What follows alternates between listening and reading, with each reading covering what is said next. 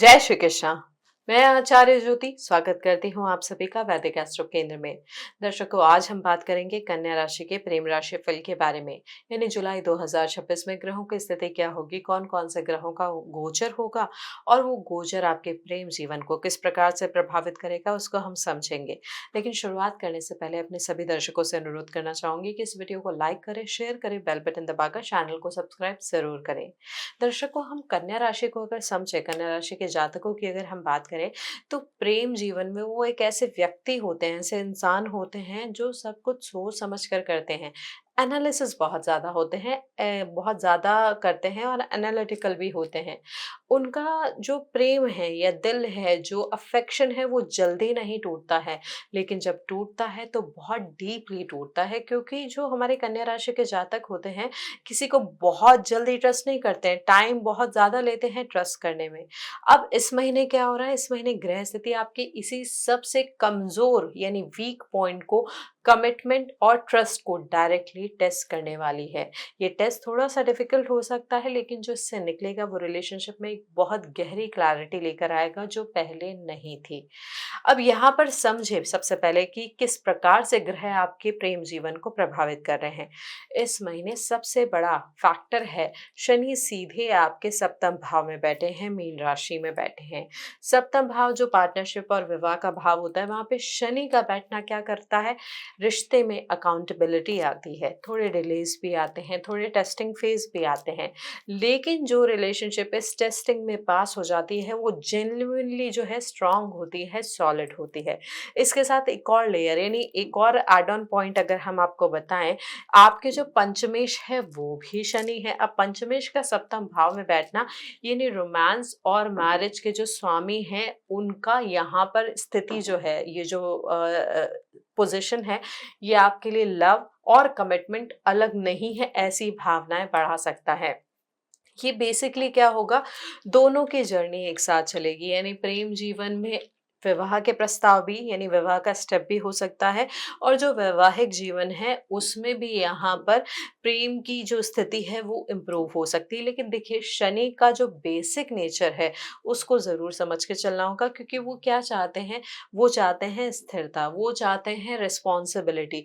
जितनी रिस्पॉन्सिबिलिटी, अपने कर्तव्य का निर्वाह आप करेंगे, उतना ही आपका वैवाहिक जीवन अच्छा होता जाएगा। अब यहाँ पे कर्तव्य का निर्वाह किस किस के साथ है, कर्तव्य का निर्वाह जो है इस महीने बच्चों के लिए बहुत इंपॉर्टेंट होगा, कि वो रिस्पॉन्सिबिलिटी आप फुलफिल कर पा रहे हैं या नहीं। ये आपके मैरिज को, आपके मैरिड लाइफ को डायरेक्टली इम्पैक्ट करेगी। साथ ही साथ आपका रूटीन, आपका स्वास्थ्य, आपकी हेल्थ कंडीशन, आपके लोन्स, आपकी जो फाइनेंशियल रिस्पॉन्सिबिलिटी है, वो भी इस महीने आपके प्रेम और वैवाहिक जीवन को बहुत सीधे तौर पर प्रभावित करेगी।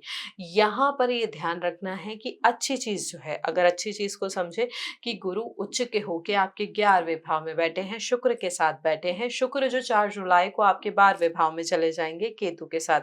तो यहाँ पर क्या हो रहा है, एक तरीके से ना एक प्रोटेक्शन आ रहा है, थोड़ा एक गाइडेंस आ रही है। देखिए, शनि सप्तम में ज़रूर है, लेकिन यहाँ पर गुरु की जो दृष्टि है ये सुनिश्चित कर रही है कोई कैटास्ट्रोफिक ब्रेकडाउन नहीं होगा, कोई इमीडिएट सेपरेशन नहीं आएगा।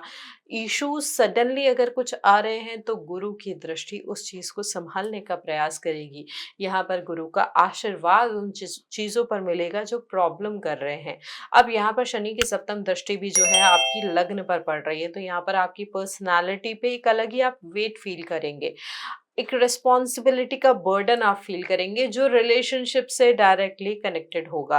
अब यहाँ पर मंगल भी क्योंकि आपके भाग्य भाव में बैठे हैं, तो जो यहाँ पर क्या हो रहा है, एक दबाव बहुत गहरा बढ़ता जा रहा है रिश्ते को लेकर, पर्सनालिटी को लेकर, उसको निर्वाह करने के लिए। तो यहाँ पर जितना आप स्टेबल तरीके से अपनी रिस्पॉन्सिबिलिटी को फुलफिल करेंगे, उतनी ही चीज़ें आपके लिए कंट्रोल होंगी, उतनी ही चीज़ें आपके लिए सही जाएगी और सही दिशा भी आप प्रेम जीवन में समझ पाएंगे। यहाँ पर ये है ग्रहों की स्थिति। बस यहाँ पर ये ध्यान रखना है कि शनि वक्री हो रहे हैं 26 जुलाई यानी महीने के अंत में, लेकिन गुरु अस्त हो जाएंगे आपके 15 जुलाई को यानी महीने के मध्य में। अब जो है सप्तम भाव के जो कारक हैं आपके लिए, यानी गुरु जो है, स्वामित्व जो है सप्तम भाव के, वो अस्त हो जा रहे हैं। तो यहाँ पर ना जो क्लैरिटी, देखिए रिस्पॉन्सिबिलिटी की यहाँ पर हमने आपको बात समझाने के प्रयास किया, लेकिन होगा क्या 15 जुलाई के बाद? आपको यही नहीं समझ आ पाएगा कि मेरा दायित्व एक्चुअली क्या है, और मैं उसको अगर समझ में आ गया कि दायित्व क्या है, उसका निर्वाह कैसे करूँ, वो रिस्पॉन्सिबिलिटी फुलफिल कैसे करूँ, वहाँ पे उस फुलफिलमेंट में कुछ ना कुछ ऑब्स्ट्रक्शन आएगा। चीज़ें समझनी चाहिए। मानसिक शांति जो है वो इस समय बहुत ज़्यादा प्रभावित रहेगी। परिवार में ये जो गुरु अस्त हो जाएँगे तो क्लैरिटी नहीं होगी, कम्युनिकेशन बहुत डिफ़िकल्ट हो जाएगा, माता के साथ संबंधों में भी परेशानी इस समय आ सकती है, जो सीधे तौर पे आपके वैवाहिक जीवन को या आपके रिलेशनशिप को प्रभावित करेगी। साथ ही साथ फैमिली से जो रिलेटेड जो रिस्पॉन्सिबिलिटीज़ हैं, वो भी यहाँ पर कॉन्फ्लिक्टिंग लगेगी। जो आपकी ओवरऑल पर्सनैलिटी है या जिस तरीके की सोच आपकी है, और जो दायित्व जो आपको निभाने हैं, वहाँ पर कॉन्ट्रडिक्शन होगा, तो उसकी वजह से यहाँ पर थोड़ी-सी प्रॉब्लम्स आपके प्रेम जीवन में आ सकती है। चलिए समझते हैं कि ये जो बाकी ग्रहों की स्थिति हमने जानी है, वो किस तरीके से प्रभावित कर रही है कन्या राशि के जातकों को। देखिए, अब जो प्रेम करते हैं और कह नहीं पा रहे हैं, उनकी स्थिति समझे तो आपके जो सप्तमेश है वो इस महीने 11वें भाव में है, शुक्र के साथ है, जो कि social network, games, friend circle का भाव है। ये प्लेसमेंट जो है ये बता रहा है कि आपके लिए नए रोमांटिक कनेक्शन की पॉसिबिलिटी किसी फ्रेंड, कॉमन सर्कल या फिर सोशल गैदरिंग के थ्रू आ सकती है।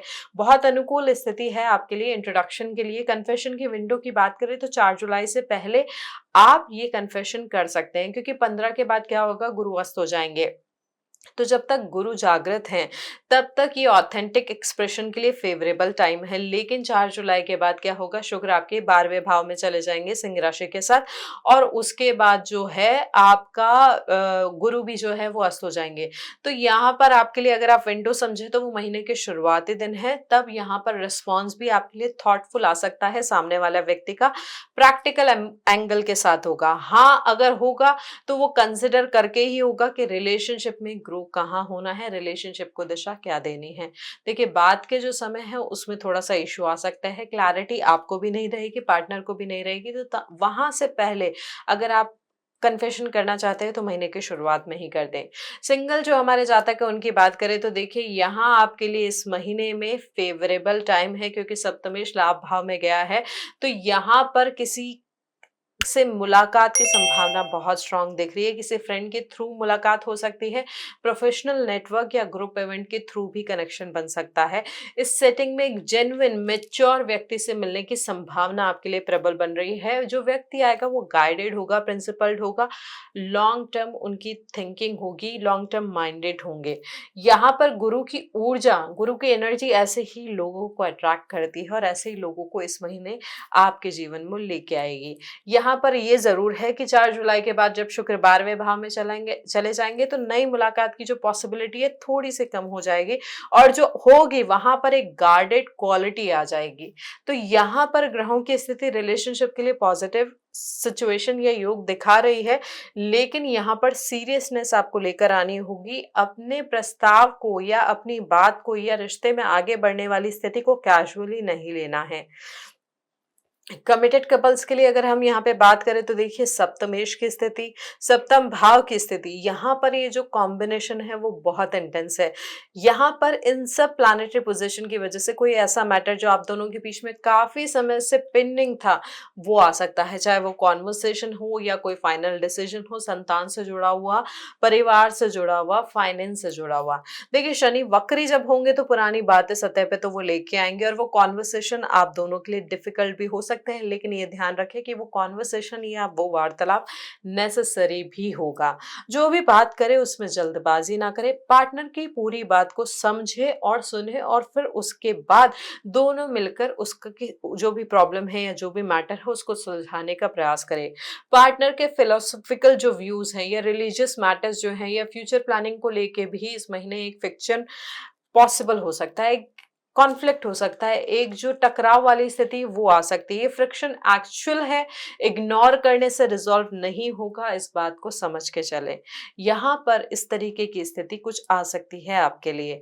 साथ ही मैरिड लाइफ में क्या होगा, ये महीना कार्मिक एग्जामिनेशन की तरह हो सकता है। आपको ये समझना होगा कि ये कॉम्बिनेशन जो है ग्रहों का, ये ऐसी एग्जाम लेकर आ सकता है, परीक्षा लेकर आ सकता है जिसमें एक टीचिंग एलिमेंट भी होगा। कुछ ऐसा सीखने को मिलेगा इस महीने जो रिश्ते को एक्चुअली स्ट्रांग बनाएगा। देखिए यहाँ पर इन लॉज या स्पाउस की फैमिली से रिलेटेड भी कोई मैटर इस महीने एक्टिवेट हो सकता है जो आपके रिश्ते को प्रभावित करेगा। मैटर डायरेक्टली एड्रेस करना बेहतर है बजाय इसके कि इसको अवॉइड किया जाए।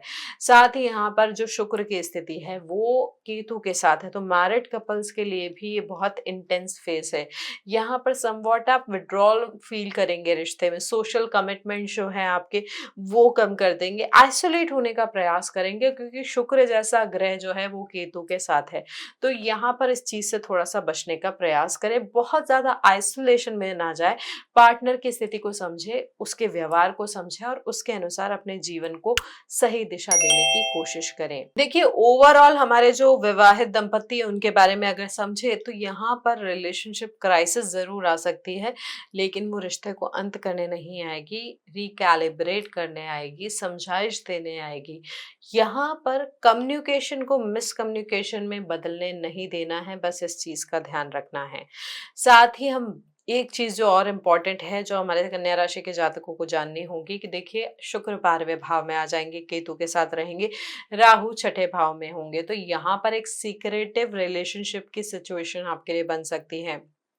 ऐसी कोई सिचुएशन जो हेल्थ, वर्क प्लेस या डेली रूटीन सर्कल से जुड़ी हुई हो। यहाँ पर शनि भी लग्न को सीधे सीधे दृष्ट कर रहे हैं, तो लॉन्ग टर्म ये आपकी ओन रेपुटेशन और सेल्फ रिस्पेक्ट को बहुत ज़्यादा प्रभावित कर सकती है, तो ऐसी किसी भी रिश्ते में प्रवेश करने से बचें। तो दर्शकों ये था हमारा समग्र विश्लेषण कन्या राशि के जातकों के लिए। यहाँ पर ये जानिए कि जुलाई 2026 जो है आपके प्रेम जीवन के लिए अकाउंटेबिलिटी का महीना है, किसी और के लिए नहीं, आपके अपने लिए। यहाँ पर ग्रहों की स्थिति एक रेयर कॉम्बिनेशन बना रही है जो एक ही साथ टेस्ट भी कर रही है और सपोर्ट भी कर रही है। इस महीने आपके लिए सबसे बड़ा स्ट्रेंथ क्या होगा? आपका प्रिसीजन। आप रिलेशनशिप की क्वालिटी को बहुत एक्यूरेटली एक्सेस कर पाएंगे। इस प्रिसीजन को इस महीने यूज करें, समझे उसको, बहुत ज्यादा एनालिसिस नहीं करना है लेकिन समझ के आगे बढ़ना है।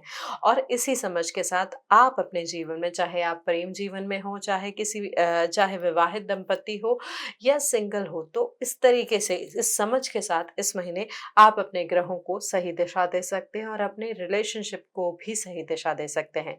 तो दर्शकों ये विश्लेषण अगर आपको अच्छा लगा हो तो हमारे इस वीडियो को लाइक करें, शेयर करें, बेल बटन दबाकर चैनल को सब्सक्राइब जरूर करें और आप चाहें तो हमारे साथ डीएम के माध्यम से भी जुड़ सकते हैं। हरिओम दर्शकों।